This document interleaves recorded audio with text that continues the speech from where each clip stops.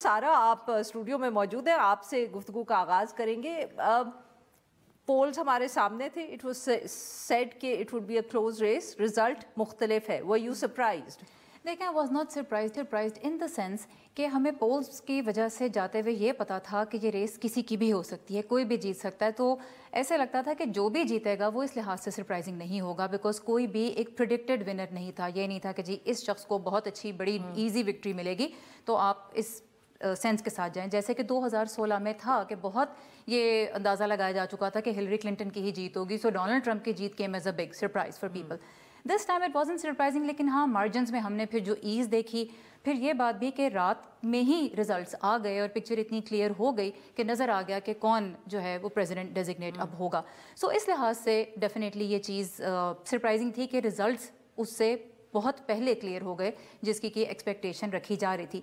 एक सवाल जो इस सारे को देख के मेरे जहन में अब पैदा होता है वो पोल्स के बारे में ही है, क्योंकि देखें 2016 में जब पोल्स हुए थे तो डोनाल्ड ट्रंप की पॉपुलैरिटी और उनकी स्ट्रेंथ को उस वक्त अंडर एस्टिमेट किया गया था और पोलस्टर्स के लिए भी ये बहुत बड़ा धचका था। उसके बाद हम 2020 के इलेक्शन में जब गए तो बहुत कोशिश की गई कि पोल्स को करेक्ट किया जाए। अच्छा, उसमें वैसे तो डोनाल्ड ट्रंप को शिकस्त हुई और बाइडन जीते, लेकिन तब भी ये कहा गया कि डोनाल्ड ट्रंप की मकबूलियत अभी भी अंडर एस्टिमेट की गई है, क्योंकि जितना ज़्यादा वोट उस इलेक्शन में उनको पड़ा। तो इस मरतबा जब वो पॉपुलर वोट भी जीत गए हैं और रिलेटिवली ईजीली उन्होंने विक्ट्री क्लिंच की है, तो फिर सवाल ये पैदा होता है कि क्या इस बार पोल्स ने उनको अंडर एस्टिमेट किया था तीसरी मरतबा भी या नहीं। तो ये एक मेरा सवाल है जो मैं पोस्टर्स के सामने रखना चाहूँगी। बिफोर दिस जो मीडिया के अंदर भी ये डिस्कशन हो रही थी कि अंडर काउंट हो रहा है ट्रंप का सपोर्टर, बट सारा ये भी तो सवाल यहाँ उठता है क्योंकि what were the factors, I mean obviously उसमें कितनी कमज़ोरियाँ आपके ख्याल में डेमोक्रेट्स की तरफ से हुई? बिकॉज ऑब्वियसली शुरू में बहुत तनकीद हुई जो बाइडन साहब के हवाले से।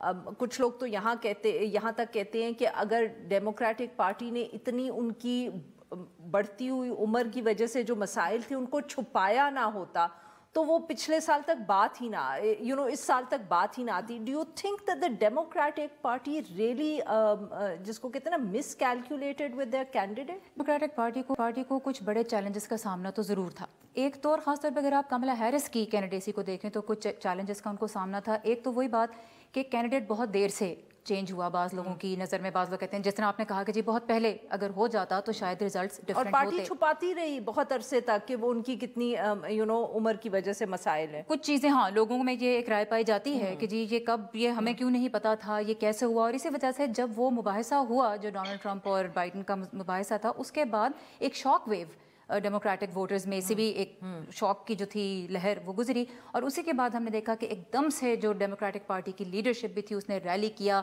और बाइडन को कन्विंस भी किया कि वो स्टेप डाउन करें और ये कहें कि उन्होंने नहीं अगला इलेक्शन लड़ना। और ये बड़ा अनप्रेसिडेंटेड इस सेंस में था कि यूजुअली प्रेसिडेंट्स डोंट से कि मैंने अब अगला इलेक्शन नहीं लड़ना, और ख़ासतौर पर ऐसी परफॉर्मेंस जब सबने देख ली।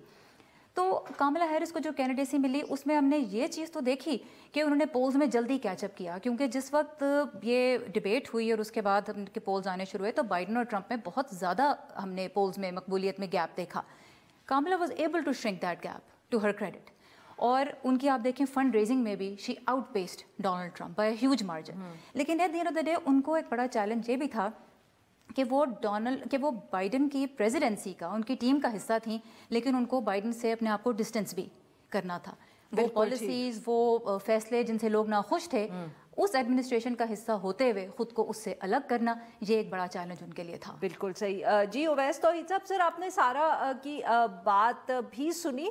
सर ऑब्वियसली एक तरफ कमजोरियां डेमोक्रेटिक पार्टी की, but sir what do you think, जिसको कहते हैं ना कि what worked for Donald Trump, what worked for the Republican Party? Miraculous comeback, Arfa.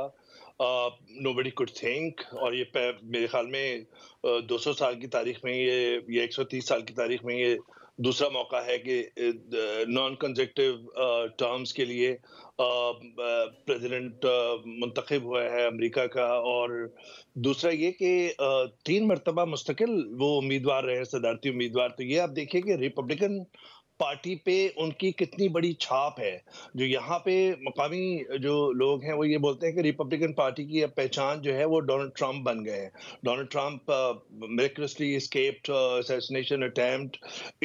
2021 6 जनवरी का जो कैपिटल हिल पे जो हुल्लड़बाजी हुई थी उनके सपोर्टर्स के हाथों, उसके बाद तरह तरह के लीगल केसेस, क्रिमिनल चार्जेस उन्होंने वो सारे फेस किए। और उसके बाद आप देखिए कि ड्यूरिंग इलेक्शन कैंपेन उन पे एक असैसिनेशन अटेम्प्ट हुई पेंसिल्वेनिया के अंदर। और उसके बाद फिर जो मंत्रा है 2016 से अगर आप कंटिन्यू करना चाहें कि 2016 के अंदर आरफा जिस तरीके से वो अमेरिका की सियासत में उभर कर आए थे और हिलरी क्लिंटन को उन्होंने हर एक एग्जिट पोल को जो है वो मुस्तरद करते हुए, रिजेक्ट करते हुए वो जीत गए थे।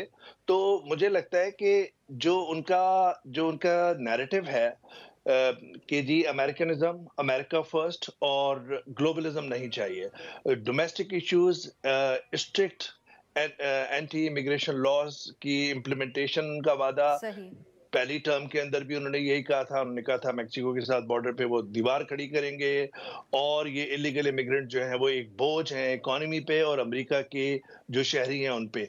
तो एक तो ये था। दूसरा उनका ये था कि जी इकोनॉमी को बेहतर करेंगे, क्योंकि जाहिर बात है कि लोगों ने बिल्कुल महसूस ठीक सर। किया कि बाइडेन एडमिनिस्ट्रेशन के दौरान जो है इन्फ्लेशन ज्यादा हो गया। लेकिन आज मुंतखब होने के बाद देखिए 2-3 तो बड़े ही फिक्र आमेज इश्यूज खड़े हैं। आप खुद इंटरनेशनल अफेयर्स को अच्छी तरह जानती हैं आरफा। एक तो यूक्रेन की जंग, जिस पे बहुत ही क्लियर स्टांस है डोनाल्ड ट्रंप का कि जी जंगें बैरूनी जगह सर अगर बंद आप होनी इजाजत चाहिए। है तो we'll come to that letter. पहले हम जरा, अगर आप इजाजत है, डोमेस्टिक इश्यूज पे डिस्कस कर ले वेरी क्विकली सारा, before I take a break. मईशत का जिक्र किया हुआ है तौहीद साहब ने, was that a big issue that help Donald Trump? देखिए, वोटर्स के लिए तो टॉप प्रायोरिटी इशू इकोनॉमी ही थी, और उसमें भी इकोनॉमी में स्पेसिफाई करना चाहूँगी कि जो कॉस्ट ऑफ लिविंग क्राइसिस जिसको कहा जाता है ना, कि चीज़ें इतनी महंगी हुई हैं कि लोगों की पहुंच से दूर हैं, they are feeling a pinch on their pocket, वो एक बहुत बड़ा इशू था वोटर्स के लिए।